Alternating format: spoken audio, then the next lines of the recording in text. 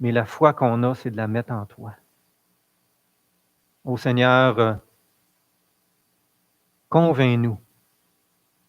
Convainc-nous de venir à toi, de venir à ta parole, de venir nous confier en toi, nous décharger sur toi, de demander en toute confiance. C'est tellement un bon Père qui veille sur chacun de ses enfants. Seigneur, conduis-nous dans la foi, à marcher par la foi. Au nom de Jésus. Amen. Bien, alors je vais aller chercher le PowerPoint, ça ne sera pas long.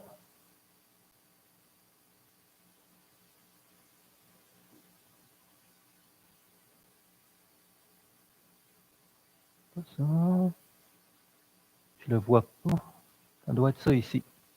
Non, il est ici, je le vois là. OK.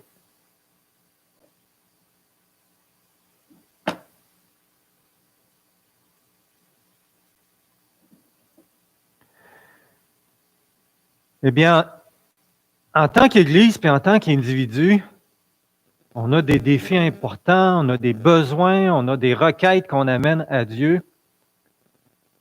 Des fois, il y en a qui sont importantes, qui peuvent nous paraître être une montagne qui est difficile à déplacer. Des fois, on prie pour quelque chose qu'on considère vraiment important, que la réponse se fait attendre. On peut avoir l'impression que se demander si ça change quelque chose, puis avoir l'impression que est-ce que ça va vraiment changer quelque chose. Avez-vous déjà eu envie de baisser les bras? Est-ce que ça arrive d'avoir mis du temps, d'avoir investi dans quelque chose, puis ça n'a pas donné les résultats escomptés? Des fois, c'est difficile. Des fois, on a le goût de laisser tomber ou quand Dieu nous appelle à recommencer, à ne pas vouloir recommencer, pas vouloir continuer.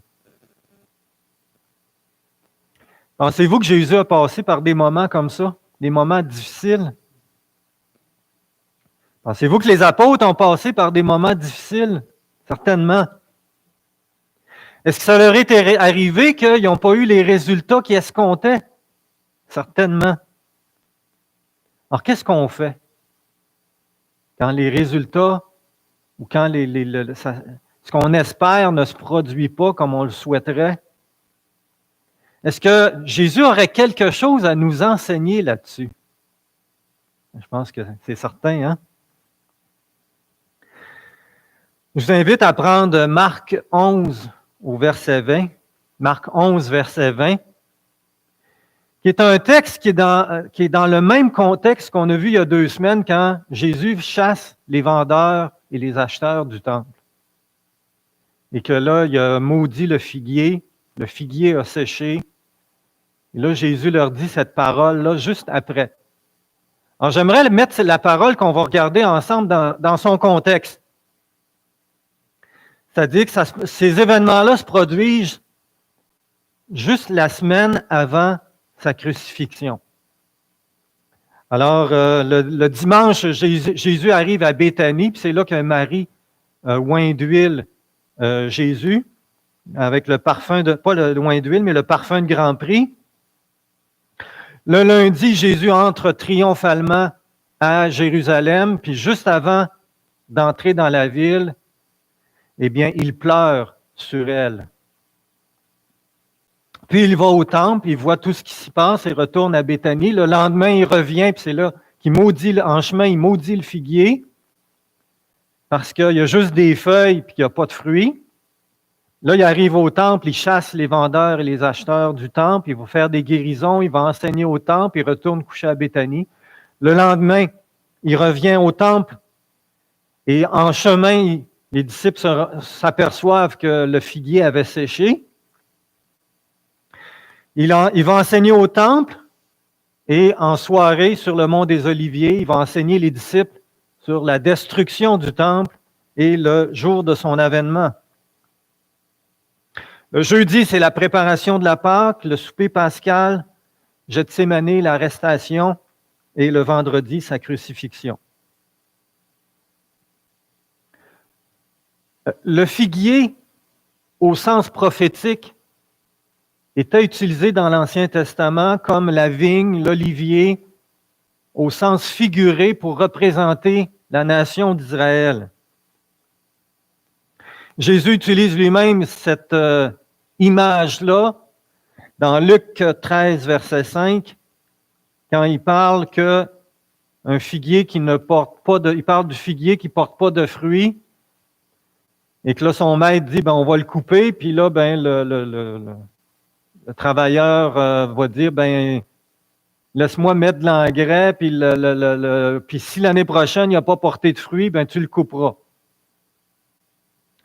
Alors, Jésus déjà avait utilisé cette image-là pour représenter qu'est-ce qui allait arriver à la nation d'Israël et particulièrement à Jérusalem. Alors, Jésus pleure sur Jérusalem puis annonce sa destruction. Le figuier maudit a séché, ce qui annonce qu'est-ce qui va arriver à Israël. Au mont des Oliviers, Jésus enseigne une seconde fois sur la destruction de Jérusalem. Et on peut penser que l'illustration de déplacer une montagne, eh bien que la montagne pouvait représenter le mont Morija sur lequel était construit le temple, et aller se jeter dans la mer, bien que la mer pouvait être la mer morte. On voyait la mer morte du mont Morija, de Jérusalem, et que la mer morte était le lieu de la destruction de Sodome et Gomorrhe et représentait la destruction qui s'en venait de la même façon que l'image du figuier. Bien, lisons maintenant Marc, chapitre 11, verset 20. Marc 11, verset 20.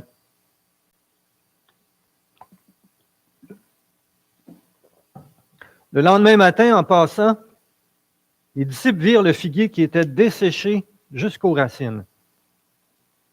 Se rappelant ce qui s'était passé, Pierre dit à Jésus, « Maître, regarde, le figuier que tu as maudit est desséché. » Jésus leur dit alors, « Ayez foi en Dieu. Je vous le dis en vérité. » Juste se mettre le texte à l'écran.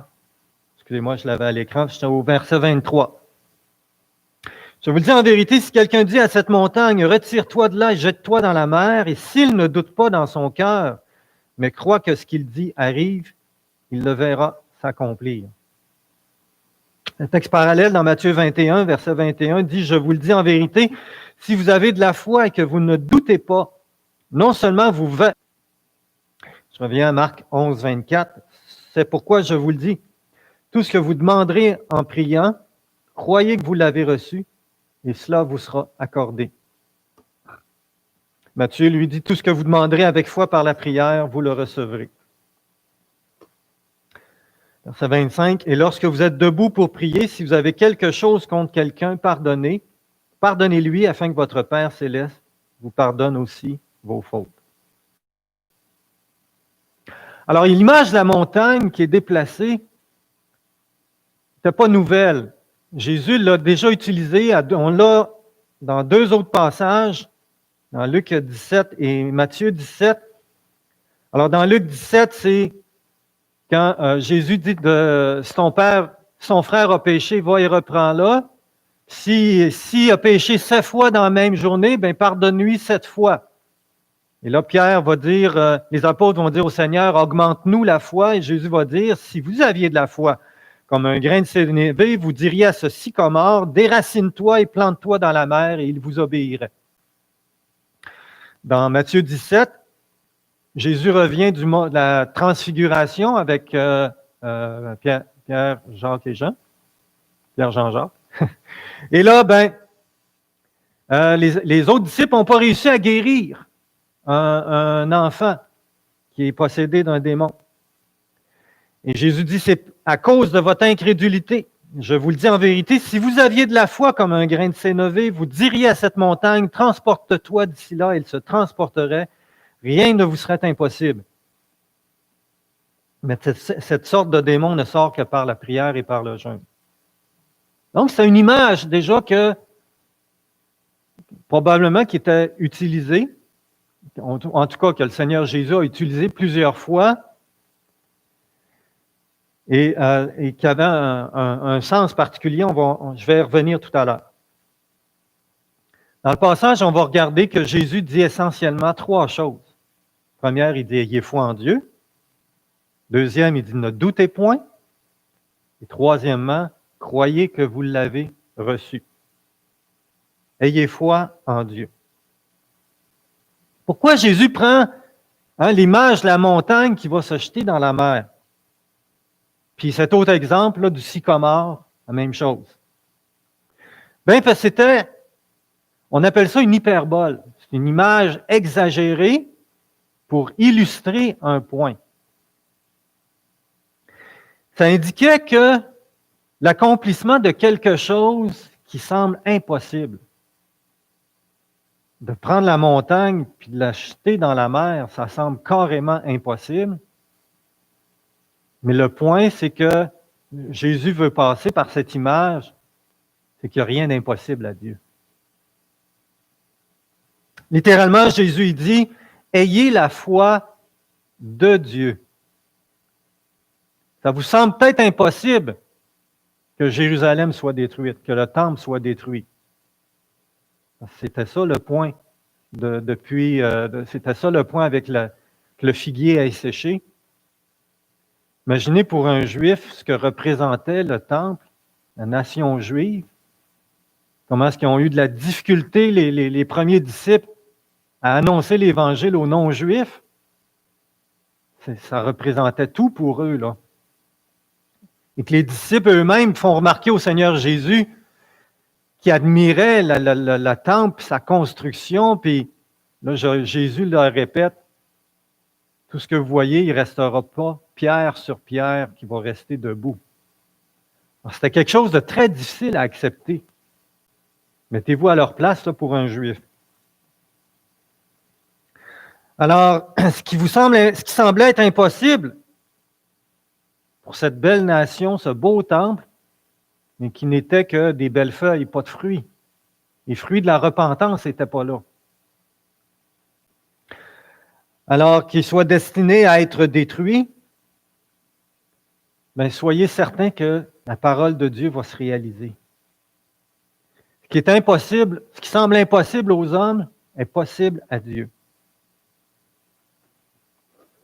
Les trois autres passages, Jésus dit, si vous aviez de la foi, mais la foi en Dieu, c'est la foi dans sa parole, dans ce que lui déclare. C'est une foi qui est fondée sur du solide, sur la parole de Dieu. Ce n'est pas une foi qui est basée sur autre chose. Une foi qui est basée sur autre chose que la parole de Dieu, on appelle ça de la présomption. On présume que Dieu va le faire, mais ce n'est pas venu de lui, c'est venu de notre propre chef, notre propre cru.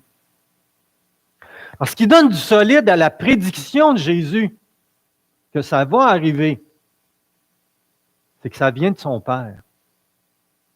Dans Jean 12, verset 49, on lit « Car mes paroles ne viennent pas de moi, mais le Père qui m'a envoyé m'a commandé lui-même ce que je dois dire et ce dont je dois parler. » Alors imaginez que si Jésus, lui, il dit ça, bien, comment ça doit être la même chose pour nous? Que notre foi doit être basée non pas sur ce qu'on pense, mais sur ce que Dieu déclare, sur sa parole. Alors la foi, ce n'est pas de la pensée positive. Si tu penses du bien, mais c'est le bien qui va t'arriver. Ce n'est pas non plus de la visualisation. Imagine dans ta tête ce qui va arriver, puis tu vas le voir se réaliser. La parole de Jésus pourrait nous laisser penser ça. Quand il dit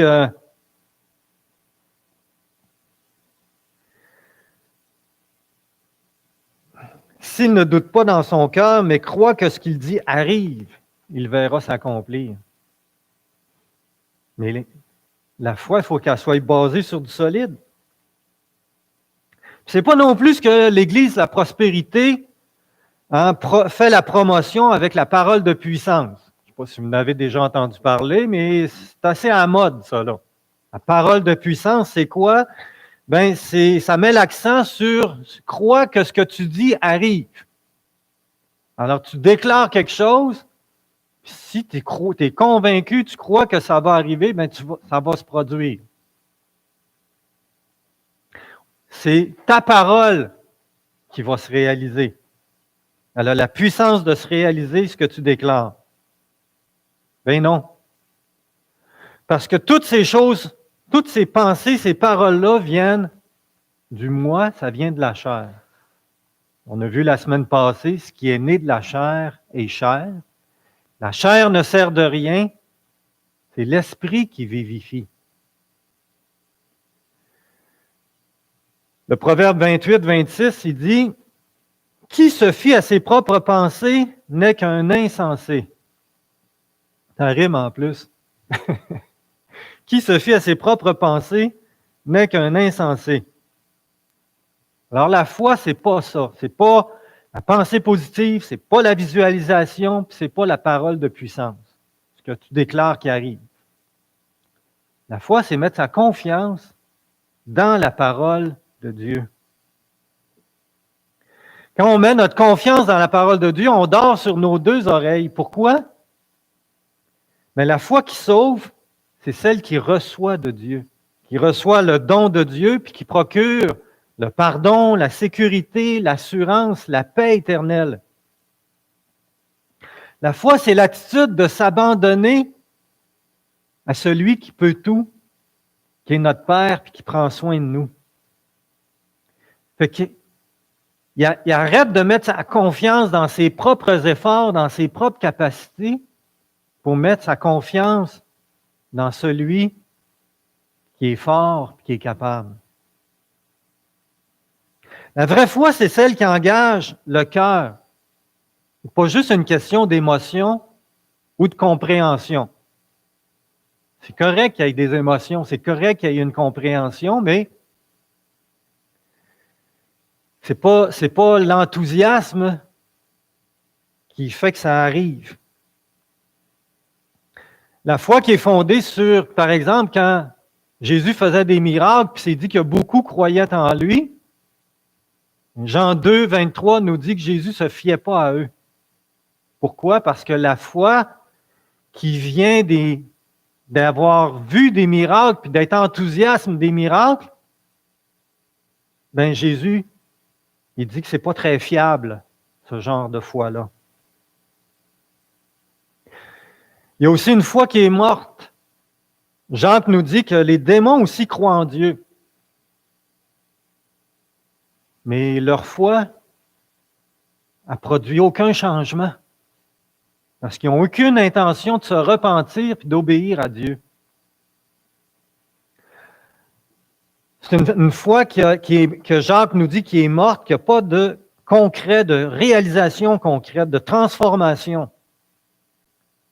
Donc, la foi, c'est s'attacher à la parole de Dieu, c'est de s'abandonner à lui de tout son cœur pour faire sa volonté, qui est révélée dans sa parole. Alors la foi, la parole de Dieu et la personne de Dieu, c'est intimement lié. Tu ne peux pas séparer ça. Quand Jésus dit « Ayez foi en Dieu », tu ne peux pas séparer la foi de Dieu. Proverbe 3,5 dit « Confie-toi en l'Éternel de tout ton cœur et ne t'appuie pas sur ton intelligence. » Alors, la foi peut faire de grandes choses parce qu'on a un grand Dieu qui nous a donné de grandes promesses. Cette foi-là peut déplacer des montagnes. C'est sa parole qui est le fondement de la vraie foi. C'est notre communion avec Dieu qui est le fondement de notre assurance. Alors, c'est pour ça qu'on est appelé à ne pas douter. À cause de la nature de Dieu et à cause de la certitude de ses paroles. Ne doutez point, verset 23. Je vous le dis en vérité, si quelqu'un dit à cette montagne, retire-toi de là et jette-toi dans la mer, et s'il ne doute pas dans son cœur, mais croit que ce qu'il dit arrive, il le verra s'accomplir. Alors Jésus n'est pas en train de dire que si tu te forces à te persuader que ça va arriver, c'est pas à force de persuasion, d'y croire, que ce que tu espères va se réaliser. Alors, ce n'est pas une recette magique là, que le Seigneur nous donne. En revenant à l'exemple que je disais tout à l'heure, Jésus a reçu du Père la révélation que Jérusalem allait être détruite. Puis il a reçu du Père de l'illustrer avec le figuier qui a maudit, puis que ça, c'était basé sur des prophètes de l'Ancien Testament. Ce n'est pas venu de lui-même. Jésus n'a jamais été indépendant du Père. C'est par une révélation du Père, c'est par la parole de l'Ancien Testament, l'accomplissement de l'Ancien Testament, que Jésus a dit ces choses et qu'elles se sont réalisées. Jésus a toujours vécu pour faire la volonté de son Père parfaitement, dans une communion parfaite et une vie de prière parfaite. Alors voici le lien. La parole, plus la révélation ou le discernement de l'esprit, nourrit une communion puis une foi qui suscite la prière de foi et l'assurance de l'accomplissement. Je répète, la parole plus le discernement de l'esprit m'amène dans la communion à exercer ma foi dans la prière et me donne l'assurance de l'accomplissement. Hébreu nous dit que la foi, c'est la ferme assurance des choses qu'on espère, la démonstration de celles qu'on ne voit pas. Et cette définition-là, elle est fondée sur la parole et sur la communion. C'est inséparable. Fondée sur la nature de Dieu et de sa parole. Quand Dieu il dit que là, il sauve, comme il le fait pour les premiers disciples, bien, Dieu, il sauve. Puis quand Dieu il dit que là, il détruit, comme c'est arrivé pour Jérusalem, bien, malheureusement, c'est arrivé. Alors, c'est la volonté de Dieu, c'est le plan de Dieu qui se réalise. Et la foi, c'est de discerner qu'est-ce que Dieu est en train de faire, qu'est-ce qu'il veut accomplir, quel est son plan, sa volonté, qu'est-ce que sa parole dit pour le vivre, l'exprimer dans les prières de foi.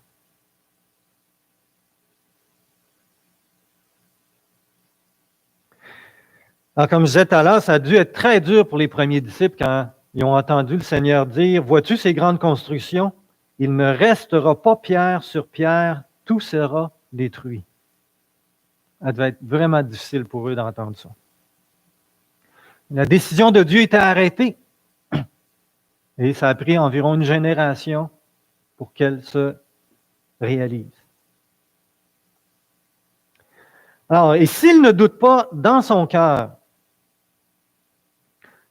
donc si la foi est fondée sur la parole puis la communion, le doute, lui, il vient d'où? Bien, le doute, il vient du manque de la parole, du manque de communion. Ou des deux. Ce n'est pas une question d'enthousiasme, hein, de se convaincre ou de se persuader que ça va arriver. C'est juste une question de communion avec Dieu. Alors, c'est une question de communion spirituelle avec Dieu. C'est pour ça que quand on parle de foi, quand on parle de marcher par la foi, Jean 15 est si important et si central. Jean 15 qui dit « Demeurez en moi et je demeurerai en vous. Le sarment ne peut pas porter de fruit par lui-même sans rester attaché au cep. Il en va de même pour vous si vous ne demeurez pas en moi. Je suis le cep, vous êtes les sarments.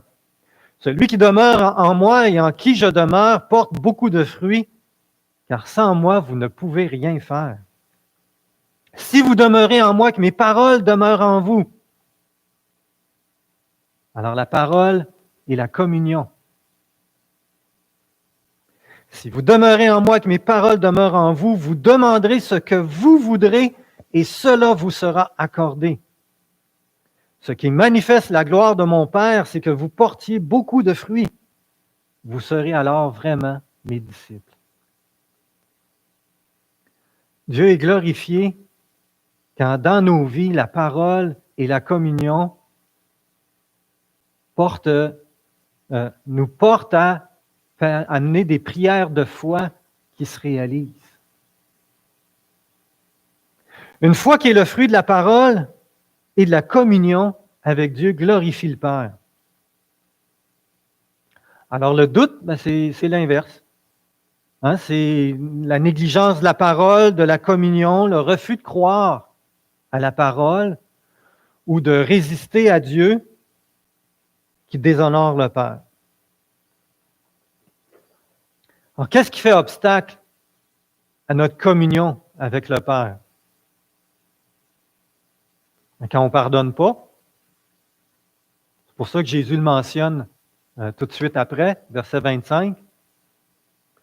Quand on ne se confesse pas au Seigneur, qu'on ne reconnaît pas nos fautes devant lui, qu'on ne les confesse pas, quoi d'autre à part ça? Qu'est-ce qui fait obstacle à notre communion?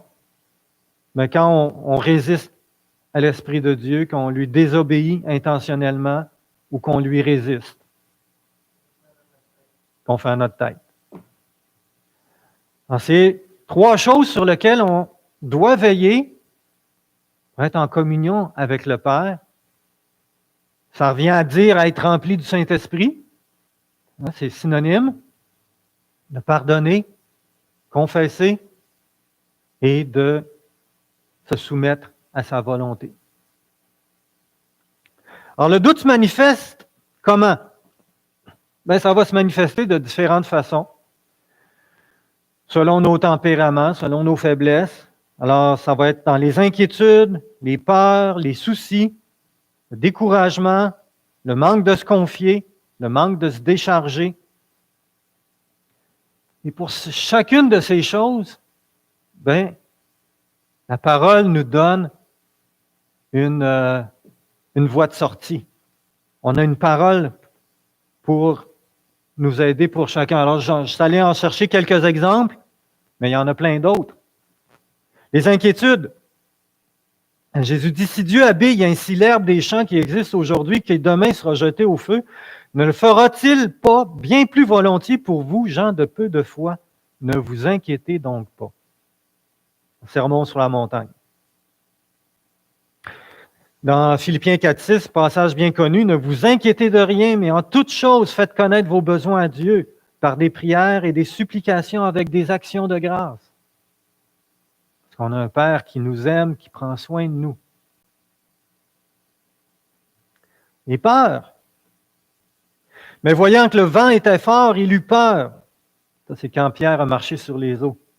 Et comme il commençait à s'enfoncer, il s'écria, « Seigneur, sauve-moi! » Aussitôt Jésus étendit la main, le saisit et lui dit, « Homme de peu de foi, pourquoi as-tu douté? » Dans Matthieu 8, 26, Jésus leur dit, « Pourquoi avez-vous peur, gens de peu de foi? » Ça, c'est quand il était dans la barque, qui traversait, qu'il y a eu la tempête. Les soucis. Déchargez-vous sur lui de tous vos soucis, car il prend soin de vous. Les doutes. Mais quelques-uns eurent des doutes, et il leur reprocha leur incrédulité et la dureté de leur cœur, parce qu'ils n'avaient pas cru ceux qui l'avaient vu ressusciter. Alors, il y en a plein de passages pour mettre en lumière comment le doute se manifeste dans nos cœurs, dans nos vies. Parce que Jésus dit bien, s'il ne doute pas dans son cœur, C'est là que ça se passe. Mais on a une bonne. Quand la lumière est faite dans nos cœurs, on est appelé à se repentir, à demander pardon au Seigneur, à lui crier au secours, puis à avoir une parole qui nous aide à nous en sortir et pas rester dans le doute. Alors le doute et l'incrédulité, est-ce que le Seigneur Jésus il aime ça? Ben non, ça lui fait de la peine. Ça l'attriste. Hein? Si tu donnes ta parole pour aider tes amis, un membre de ta famille, puis qu'il ne t'a pas cru, qu'est-ce que ça te fait? Ben, c'est plate, hein? Fais pas confiance. J'y ai dit, puis il ne m'a même pas cru. Ben, c'est pareil pour le Seigneur. Hein, ça afflige le Seigneur. C'est une des choses qui l'attristait, qui même qui le mettait en colère. Hein, les disciples, quand ils n'ont pas pu guérir le jeune homme, Jésus leur dit, « Race incrédule et perverse, jusqu'à quand serai-je avec vous? Jusqu'à quand vous supporterai-je? » Boy! Ça y fait quelque chose, hein, l'incrédulité? Se pourrait-tu que des fois Jésus nous dise ça? Ou qu'il pourrait nous le dire? Là, dans le contexte, il faut prendre en considération le contexte ici. Okay, c'est pas parce que Jésus nous demande de guérir tout le monde à nous autres, là. Les 12 avaient eu une parole très précise de Jésus. Hein? Jésus appela ses 12 disciples et leur donna le pouvoir de chasser les esprits impurs et de guérir toute maladie et toute infirmité. Donc, les 12 avaient eu ce pouvoir-là et il y avait cette parole-là de Jésus pour le faire. Ça ne veut pas dire que c'est ça pour tout le monde, là. Bien, c'est quelque chose qui attriste, qui afflige le Seigneur, le doute, l'incrédulité. Alors, il y a une parole de Dieu pour te fortifier, pour te reprendre, pour t'encourager à lui faire confiance. La parole de Dieu puis la communion de l'Esprit doit précéder toute prière et toute action. C'est pour ça qu'avant de lui apporter nos demandes, le Notre Père, la prière modèle, nous enseigne à adorer Dieu, à lui confesser nos péchés, à pardonner, à être rempli du Saint-Esprit, à le demander avant d'apporter nos demandes. Parce que le Saint-Esprit va nous diriger. On ne sait pas nécessairement quoi demander ou comment le demander, mais le Saint-Esprit, lui, il le sait. Le Saint-Esprit, il connaît la volonté de Dieu et il va nous conduire dans nos prières. Et ces prières-là peuvent déplacer des montagnes. Les prières de foi déplacent des montagnes. Croyez que vous l'avez reçu. C'est pourquoi je vous le dis, tout ce que vous demanderez en priant, croyez que vous l'avez reçu et cela vous sera accordé. Matthieu lui dit, tout ce que vous demanderez avec foi par la prière, vous le recevrez. La foi, c'est la démonstration des choses qu'on ne voit pas, qui sont encore invisibles. Alors, d'où vient l'assurance de recevoir? Bien, elle vient de Dieu, de ce que lui dit, ça arrive. Ce qu'il a promis, il a la puissance de l'accomplir. Sa parole, elle ne retourne pas à lui sans effet. Alors, vous connaissez les passages, Josué 21, de toutes les bonnes paroles que l'Éternel avait dites à la maison d'Israël, aucune ne resta sans effet, toutes s'accomplirent. Isaïe 55, 11, c'est encore plus connu. Ainsi en est-il, ma parole qui sort de ma bouche, elle ne retourne pas à moi sans effet, sans avoir exécuté ma volonté et accompli avec succès ce pourquoi je l'ai envoyé. Alors, c'est la parole et la communion qui donnent l'assurance. Pas de parole, pas de communion, pas d'assurance, pas de conviction. Quand on demande des choses simples, des petites choses, comme par exemple, on prie pour avoir du beau temps pour une activité, un bon travail, réussir un examen, avoir une belle journée de congé, avoir une bonne nuit de repos. On n'a pas besoin d'avoir d'autres paroles que Si vous demandez quelque chose en mon nom, je le ferai. Quand on prie pour de plus grandes choses, quand c'est une montagne à déplacer, que ce soit pour la conversion d'une personne, une guérison, un réveil spirituel d'une nation, un changement important, ben, c'est la volonté de Dieu qui va se faire. Et on a à demander que Dieu nous donne, qu'il nous révèle, soit dans sa parole, dans la communion de l'Esprit, qu'il nous révèle sa volonté, qu'il nous conduise que le Saint-Esprit nous conduise dans nos prières, nous inspire dans nos prières sa volonté. Parce que c'est sa volonté qui va se faire. Alors, imaginez si les apôtres avaient demandé à Jésus, il lui avait demandé que le temple de Jérusalem ne soit pas détruit. Qu'est-ce qu'il leur aurait répondu? Ou qu'il demande à Jésus de ne pas aller à la croix. Ben, Pierre, c'est ça qu'il a fait. Hein? Il a dit, Seigneur, il n'est pas question que tu ailles à la croix. C'est quoi que Jésus lui a répondu? Ah, c'est sa volonté qui va se faire. C'est son plan qui va s'accomplir. Et nous, on veut entrer dans sa volonté, on veut entrer dans son plan. Il y a juste une communion avec Dieu qui nous permet de discerner ça. Le commentaire du disciple sur le texte, si vous aviez de la foi comme un grain de sénévé, il dit ceci, je vous le partage. Par sa réponse, Jésus indique qu'il s'agissait moins d'une quantité de foi que d'une qualité de foi. Avoir plus de foi ne sert pas à grand-chose si on n'exerce pas déjà la foi en sa possession. C'est notre orgueil et notre vanité qui nous empêchent de pardonner à notre frère. C'est cet orgueil qui doit être extirpé et rejeté.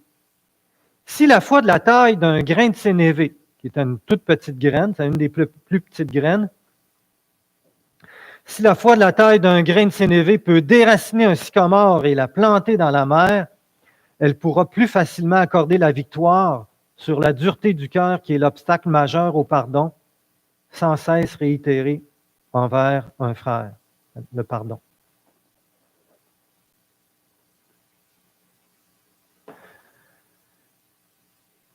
Pour avoir la foi de déplacer des montagnes, on a besoin de deux choses. On a besoin, évidemment, on a besoin de repentance. On a besoin de confession, de pardonner. Et on a besoin de la parole de Dieu, d'être fondé sur du solide. Puis on a besoin d'une communion avec Dieu par l'Esprit, d'être rempli de l'Esprit, puis dirigé dans nos prières par l'Esprit. Alors, les apôtres ne l'ont pas eu facile. Puis ça nous arrive, nous aussi, des fois, c'est pas facile. Mais ils ont des fois, on aurait le goût de baisser les bras.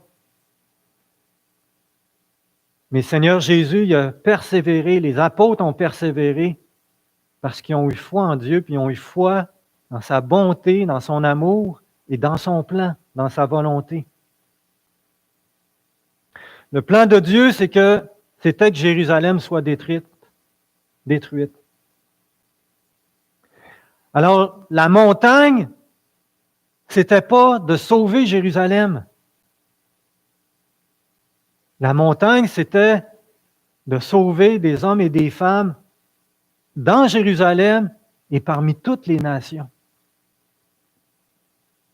Et c'est ça que l'Esprit de Dieu a dirigé puis a accompli. Première prédication de Pierre, 3000 âmes qui sont sauvées. C'est toute une montagne, ça, qui venait d'être déplacée. Hein, puis ça en est rajouté. Deuxième prédication, 2000 de plus. Une autre belle montagne.